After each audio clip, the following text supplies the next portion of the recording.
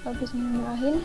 Baik, assalamualaikum warahmatullahi wabarakatuh. Halo semuanya, perkenalkan nama saya Rizpita Ningrum, kelas 4B L1 Luring 1 dengan NIM 2006311000041. Nah, pada tugas kali ini yaitu saya akan sedikit menjelaskan tentang contoh 12 dasar prinsip animasi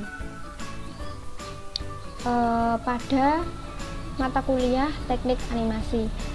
Nah,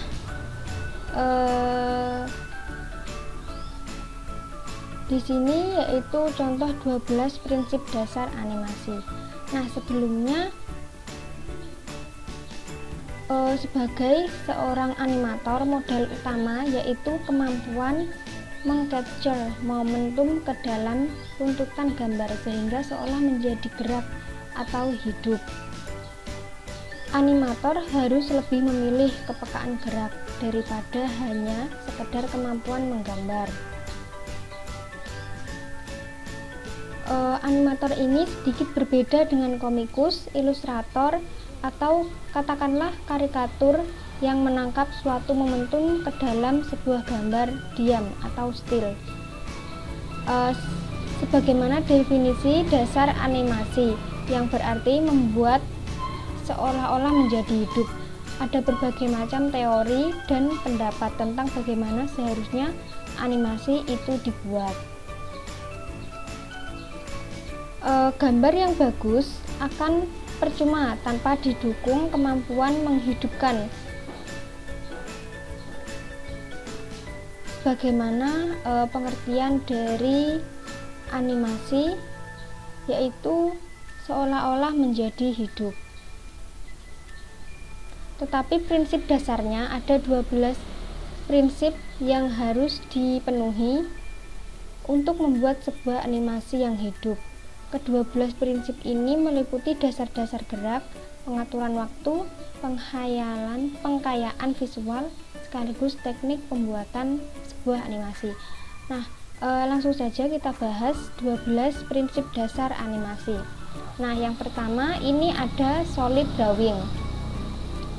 Menggambar sebagai dasar utama animasi memegang peranan yang signifikan dalam menentukan baik proses maupun hasil sebuah animasi, terutama animasi klasik. Nah, seorang animator harus memiliki kepekaan terhadap anatomi, komposisi, berat, keseimbangan, pencahayaan, dan sebagainya yang dapat dilatih melalui serangkaian observasi dan pengamatan, di mana dalam observasi itu salah satu yang harus dilakukan adalah menggambar. Nah, ini sedikit gambar tentang solid drawing. Nah, menggambar itu harus kayak di gambar yang sebelah kanan ini ya.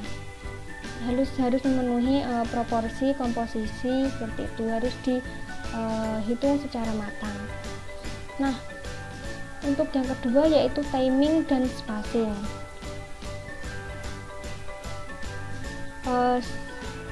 Grim Nedwick, yaitu seorang animator Disney, pernah berkata, animasi adalah tentang timing dan spacing. Nah, untuk timing sendiri adalah tentang menentukan waktu kapan sebuah gerakan harus dilakukan.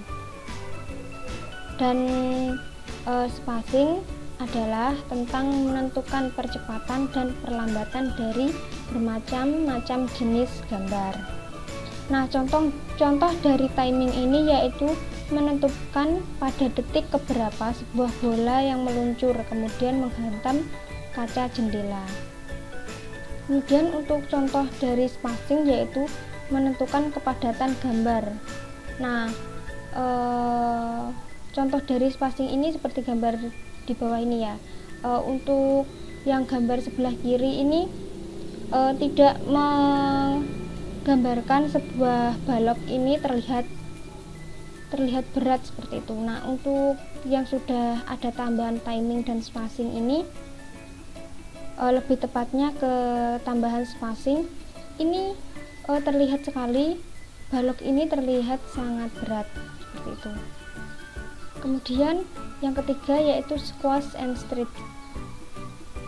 Pengertian squash and stretch adalah upaya penambahan efek lentur atau plastis pada objek atau fitur sehingga seolah-olah memuai atau menyusut, sehingga memberikan efek gerak yang lebih hidup.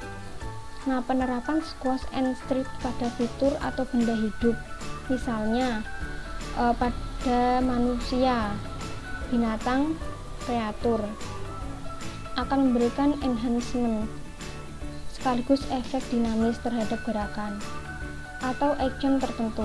Sementara pada benda mati, misalnya gelas, meja, botol, penerapan squash and stretch akan membuat mereka atau benda-benda mati ini tampak atau berlaku seperti benda hidup. Nah, di contoh gambar ini yaitu contoh dari benda mati. Misalnya ini sebuah bola ya. Jadi squash dan stretch-nya ini bolanya tampak hidup. Soalnya pada bola yang menyentuh lantai ini dia ada agak bentuknya dibuat lebih elips seperti itu, kayak memantul, jadi lebih hidup. Nah, kemudian yang keempat ini yaitu anticipation. Anticipation ini boleh juga dianggap sebagai participation atau awalan gerak atau ancang-ancang. Seseorang yang bangkit dari duduk harus membungkukkan badannya terlebih dahulu sebelum benar-benar berdiri. Pada gerakan memukul, sebelum tangan maju harus ada gerakan mundur dulu dan sejenisnya.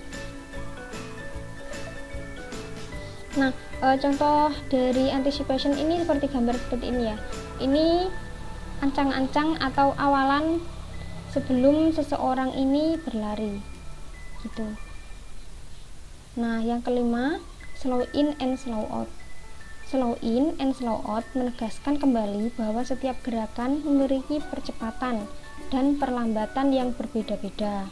Nah, untuk slow in ini terjadi jika sebuah gerakan diawali secara lambat, kemudian menjadi lebih cepat. Sedangkan slow out terjadi jika sebuah gerakan yang relatif cepat, kemudian melambat. Nah, ini seperti gambar. Nah, untuk yang gambar satu ini tidak ada slow in atau slow out. Nah, kemudian yang gambar 2 ini ada slow in dan juga slow out. Nah, ini untuk slow in sendiri kan tadi gerakannya diawali lambat, kemudian menjadi cepat. Nah, kemudian dari tengah sini yaitu terjadi slow out. Dari gerakan yang cepat kemudian melambat. Seperti itu. Nah, kemudian selanjutnya ada arch. Nah, dalam animasi, sistem pergerakan tubuh pada manusia, binatang, atau makhluk hidup lainnya bergerak mengikuti pola atau jalur maya yang disebut arch. Hal ini memungkinkan mereka bergerak secara smooth dan lebih realistik karena pergerakan mereka mengikuti suatu bola yang berbentuk lengkung, yaitu termasuk lingkaran, elips, atau parabola. Pada gerak semacam inilah yang tidak dimiliki oleh sistem pergerakan mekanik atau robotik yang cenderung patah-patah. Nah, ini gambarnya. Jadi yang atas tidak ada arch ini seperti robot, yaitu patah-patah. Nanti jika mungkin digerakkan seperti itu. Kemudian yang dikasih arch ini seperti gerakan manusia, jadi tidak ada patah-patah. Itu. Terus selanjutnya yaitu yang ketujuh ada secondary action. Nah, secondary action ini adalah gerakan-gerakan tambahan yang dimaksudkan untuk memperkuat gerakan utama supaya sebuah animasi tampak lebih realistik.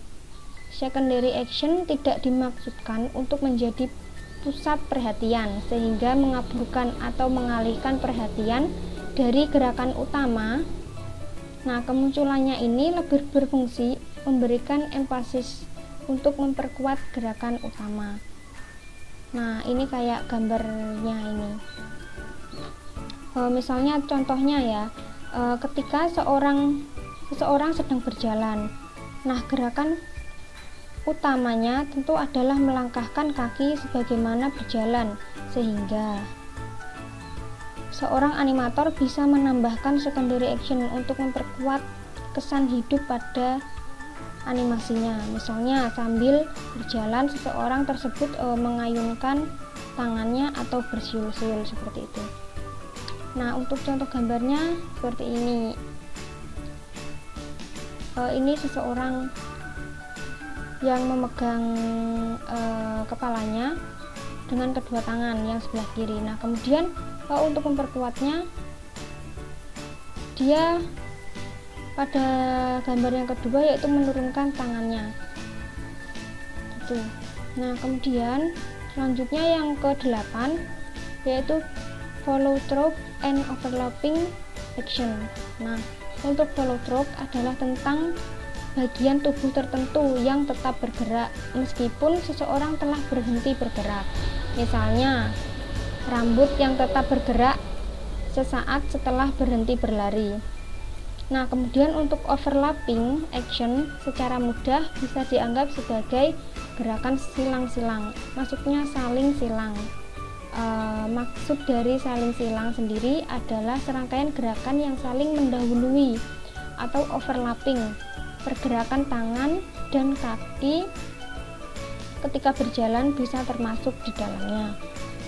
Nah, untuk penjelasan dari gambarnya ini seperti ini.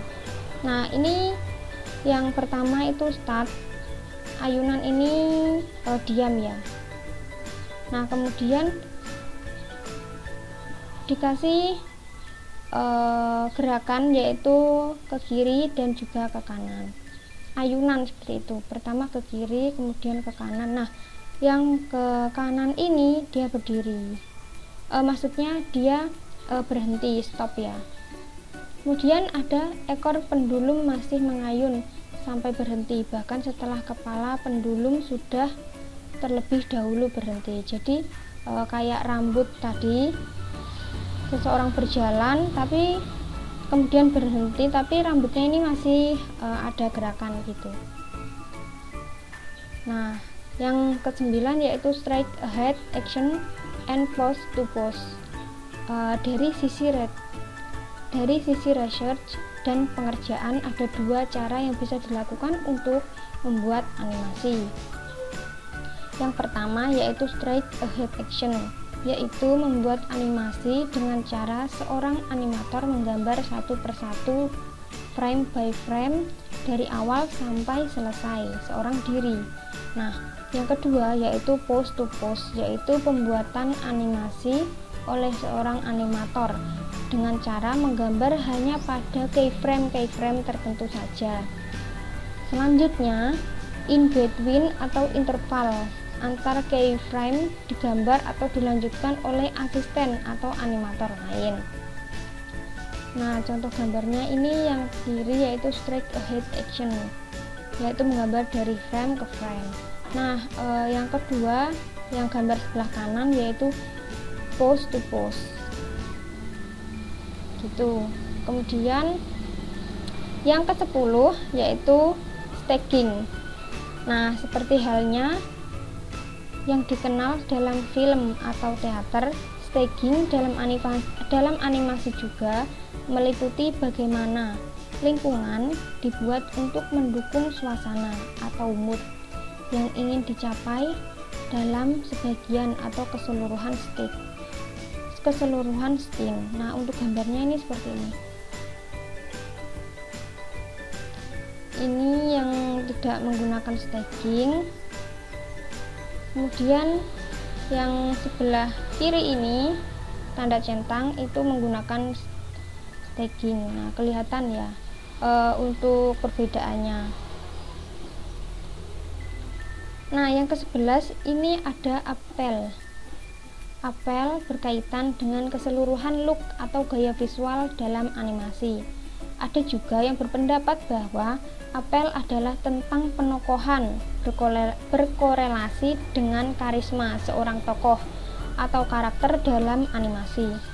Jadi, meskipun tokoh utama dari sebuah animasi adalah monster, demit, siluman, atau karakter yang identik dengan jelek lainnya, tetapi tetap bisa appealing. Nah, ini terlihat jika yang sebelah kanan ini terlihat kayak malas, terus proporsinya itu tidak pas dan tidak terlihat berkarisma gitu. Nah, untuk yang gambar sebelah kiri sendiri ini terlihat berkarisma dengan proporsi badan, bahu sejajar atau terlihat sama dengan kakinya. Nah, dia juga berjas dan terlihat berwibawa seperti itu. Nah, kemudian yang terakhir yaitu exaggeration. Nah, exaggeration adalah upaya untuk mendramatisir sebuah animasi dalam bentuk rekayasa gambar yang bersifat hiperbolis. Nah, dibuat untuk menampilkan ekstremitas ekspresi tertentu dan lazimnya dibuat secara komedik. Nah, ini exaggeration ini biasa kita jumpai di animasi Tom and Jerry, Donald Duck, Doraemon, dan sebagainya. Contohnya yaitu bola mata Tom yang melompat keluar karena kaget. Terus kemudian ada juga pada animasi Donald Duck yaitu muka Donald yang membara ketika marah. Kemudian air mata Nobita yang mengalir seperti air terjun ketika menangis. Nah, itu kayak didramatisasi seperti gambar di sini. Dia memukul palu itu sambil terduduk seperti itu. Jadi terlihat kesan mendramatisasi. Nah, selanjutnya terima kasih. Itu tadi sedikit penjelasan mengenai 12 prinsip dasar animasi. Apabila ada salahnya atau kurangnya penjelasan dari saya mohon maaf sebanyak-banyaknya. Saya berucap terima kasih dan saya akhiri. Wassalamualaikum warahmatullahi wabarakatuh.